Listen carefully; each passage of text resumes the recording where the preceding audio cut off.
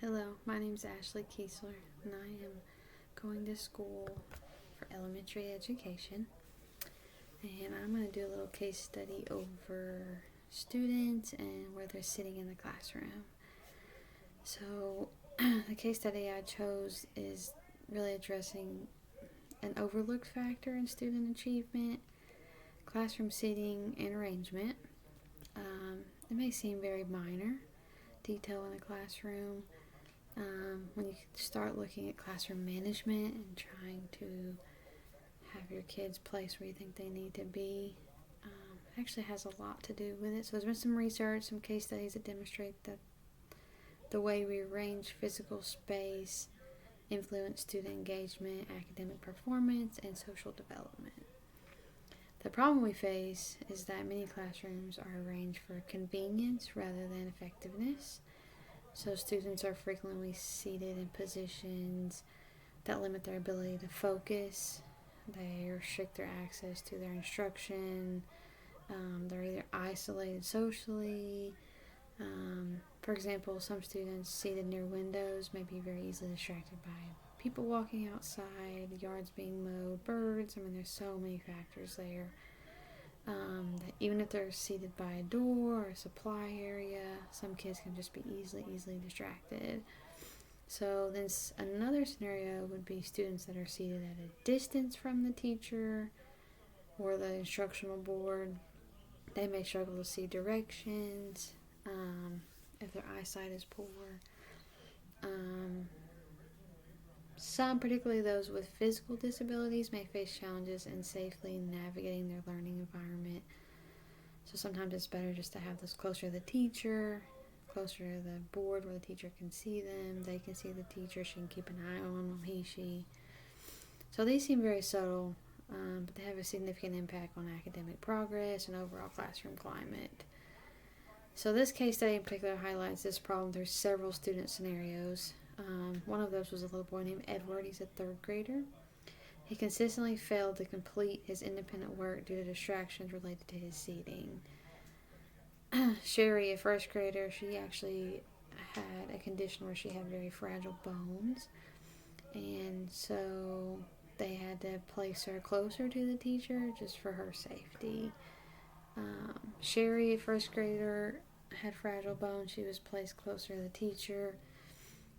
Marcus, a second grader, displayed constant off-task behaviors, which was fueled by distractions surrounding his seat. So it could have been a window, could have been another student, just distractions in general. So these are all just kind of some examples to remind us that inappropriate seating arrangements can undermine not only learning, but also student confidence and participation. So the study proposes several evidence-based strategies for addressing these challenges. The first is minimizing distractions, which requires a teacher to identify and reduce environmental stimuli, such as windows, high traffic areas, equipment, supply closets, that complete for student attention. So in order to get that complete attention between you and the teacher, it's best to just think about these children. It might take some time, but moving them around can really help your classroom management and getting them all seated. A second strategy is maximizing access, so ensuring that students can clearly see and hear you. They can see the board and they can clearly hear you, while also allowing the teacher to maintain visibility and proximity to all the students. Third is going to be teachers are encouraged to match the seating arrangement to the lesson purpose. So with that being said, if a student's doing a work assignment by themselves, might be easier for them to kind of be away from everybody. They can foster that focus on themselves. For collaborative activities, you would want to have a group close to everybody kind of together and seating to have that effectiveness there. And finally, movement with ease is essential. So when you rearrange these children and you put them in certain seats, you have to think the best way for not only you but also the student to be able to move around and get to where they need to be quickly, easily, and safely. So both teachers and students need to be able to navigate the room safely and efficiently with particular attention to the needs of students requiring mobility support. When all of these strategies are applied, the outcome can be absolutely significant. Students can demonstrate increased time on tasks. They can complete more assignments, engage in fewer disruptive behaviors. They usually gain better access to instructional content. Teachers are better able to monitor and support every student. Furthermore, students with disabilities or social challenges benefit with greater inclusion, improved peer interaction, enhanced confidence, which is something that all children need. So, in short, thoughtful classroom arrangement transforms the physical environment into a tool for equity, engagement, and success.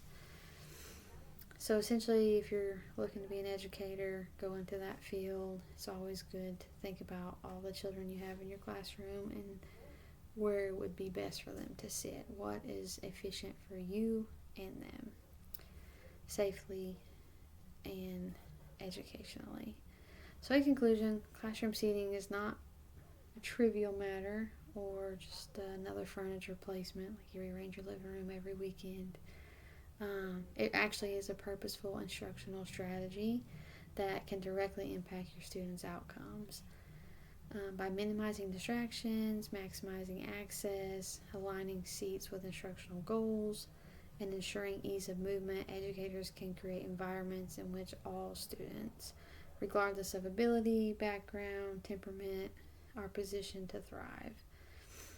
So as we continue to seek methods of improving teaching and learning, let us not overlook the powerful influence of the spaces in which learning actually occurs. Thank you.